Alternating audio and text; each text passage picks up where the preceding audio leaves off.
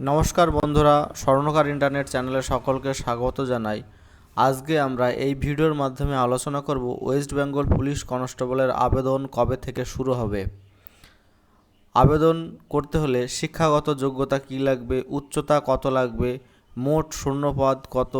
এর আগে আমরা বিভিন্ন কনস্টেবল পরীক্ষায় দেখেছি যে দুটি পরীক্ষার মাধ্যমে প্রিলি এবং মেন্সের মাধ্যমে কিন্তু নিয়োগ দেওয়া হতো ওয়েস্ট বেঙ্গল পুলিশ কনস্টেবলে।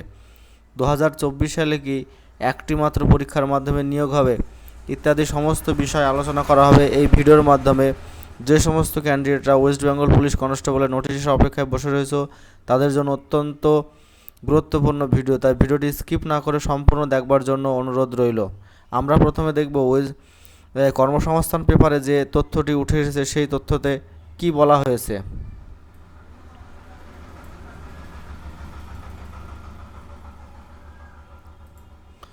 পুলিশে কনস্টেবল পদের লিখিত পরীক্ষা একটি, সিভিক ভলেন্টিয়ারদের জন্য 15% সিট সংরক্ষিত। পুলিশ কনস্টেবল পদে দ্রুত নিয়োগের জন্য এবার থেকে একটি লিখিত পরীক্ষা নেওয়া হবে। প্রথমে লিখিত পরীক্ষা হবে, তাতে নির্দিষ্ট কোয়ালিফাইং নাম্বার পেলে মাঠ পরীক্ষার জন্য ডাকা হবে। তারপর হবে ইন্টারভিউ।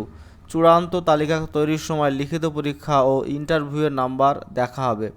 পশ্চিমবঙ্গ পুলিশ ও কলকাতা পুলিশ কনস্টেবল পদে নিয়োগের জন্য আগে নিয়ম ছিল প্রথমে প্রিলিমিনারি পরীক্ষা দিতে হতো, তাতে নির্দিষ্ট কোয়ালিফাইং নাম্বার পেলে মাঠ পরীক্ষার জন্য ডাকা হতো, তাতে কোয়ালিফাইং নাম্বার পেলে মেন্স পরীক্ষা দিতে হতো। এরপরে আমরা 4 নম্বর পাতায় দেখব।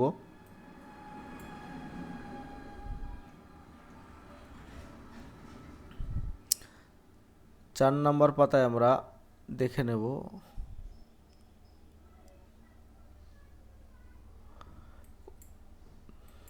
মেন্স পরীক্ষায় পাওয়া নাম্বার দেখে ইন্টারভিউয়ের জন্য ডাকা হতো। নবান্নের সূত্রের খবর, রাজ্য পুলিশে 12,000 কনস্টেবল নিয়োগের ছাড়পত্র আগেই পাওয়া গেছে। দ্রুত নিয়োগের জন্য এবার একটি পরীক্ষা দিতে হবে, তারপর মাঠ পরীক্ষা ও ইন্টারভিউ। সরকারের কাছে এই পদ্ধতিতে নিয়োগের জন্য প্রস্তাব এসেছে। এই মাসেই চূড়ান্ত সিদ্ধান্ত হয়ে গেলে ফেব্রুয়ারির প্রথম সপ্তাহেই বিজ্ঞপ্তি বেরোনোর সম্ভাবনা আছে। নতুন এই পদ্ধতিতে নিয়োগ করলে দ্রুত নিয়োগ করা সম্ভব হবে, তাই সরকার একটি পরীক্ষা নিতে চায়। নিয়োগ করবে পশ্চিমবঙ্গ পুলিশ রিক্রুটমেন্ট বোর্ড। এছাড়া এবার থেকে চূড়ান্ত তালিকা তৈরির সময় একটি রিজার্ভ তালিকা প্রকাশ করা হবে। গত কয়েকবারে দেখা গেছে চূড়ান্ত তালিকায় নাম থাকা সত্ত্বেও অনেক প্রার্থী ট্রেনিংয়ে যোগ দেয় না, ফলে ওই শূন্যপদ ফাঁকা থেকে যায়। তাই এবার থেকে রিজার্ভ তালিকা তৈরি হলে মেন তালিকা থেকে কোনো প্রার্থী জয়েন না করলে রিজার্ভ তালিকা থেকে নিয়োগ করা হবে। অন্যদিকে সিভিক ভলেন্টিয়ারদের জন্য 10% বদলে এবার থেকে 15% শূন্যপদ সংরক্ষিত থাকবে।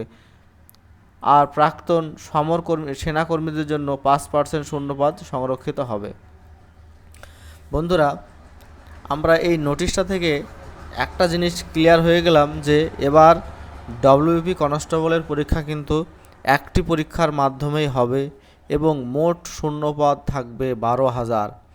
এই 12,000 শূন্যপদের মধ্যে 8,000 থাকবে মেল কনস্টেবল এবং 4,000 থাকবে ফিমেল কনস্টেবল। এবং এই রিক্রুটমেন্ট প্রসেসটা সম্পন্ন করবে পশ্চিমবঙ্গ পুলিশ রিক্রুটমেন্ট বোর্ড। এছাড়া এবার একটা নতুন রিজার্ভ তালিকা তৈরি করা হবে, অর্থাৎ ওয়েটিং লিস্ট থাকবে। দেখা গেল যে মোট শূন্যপদ 8,000, প্রথমে 8,000 ডেকে নেবে, তারপরে কিন্তু রিজার্ভ 1,000 অথবা 2,000 রিজার্ভ লিস্ট অর্থাৎ ওয়েটিং লিস্ট দিয়ে দেবে সরকার। ওই 8,000-এর মধ্যে যে সমস্ত স্টুডেন্টরা জয়েন করবে না চাকরি পাওয়ার পরেও সেই শূন্যপদ ফাঁকা কিন্তু ওয়েটিং লিস্ট থেকে পূরণ করা হবে। এটা একটা ভালো দিক কিন্তু West Bengal police recruitment board চালু করছে।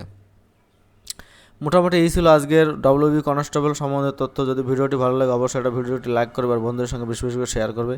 আর চ্যানেলে যদি নতুন হওয়া অবশ্যই চ্যানেলটি সাবস্ক্রাইব করে পাশে দেওয়া বেল আইকনটি বাজিয়ে রাখবে। ধন্যবাদ।